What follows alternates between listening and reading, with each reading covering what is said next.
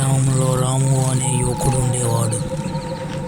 రాము ఒక పాత ఇల్లు కొని అక్కడే నివాసం ఉండాలని నిర్ణయించుకున్నాడు. కానీ ఆ ఇంటి గురించి ఊరి వాళ్ళందరూ ఏదో దాచినట్లు రాము గమనించాడు.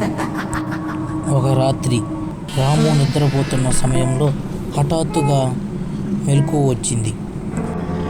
ఆ గదిలో ఎవరూ లేరు, కానీ ఒక చల్లటి గాలి వస్తుంది. పక్కనే గోడ దగ్గర ఒక చిన్న తలుపు ఉంది. రాము దానిని ఎప్పుడూ చూడలేదు. ఆ ఆసక్తితో రాము తలుపు తెరిచాడు. లోపల పొగతో నిండిన ఒక చిన్న గది.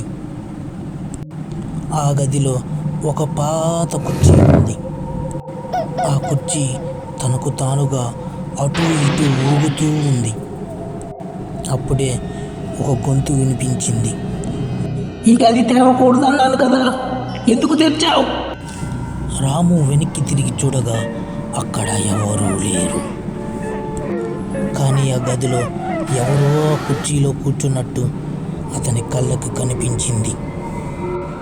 ఒక శీతల స్పర్శ అతని మెడ మీద పడింది. తర్వాత ఏం జరిగిందో ఎవ్వరికీ తెలియదు.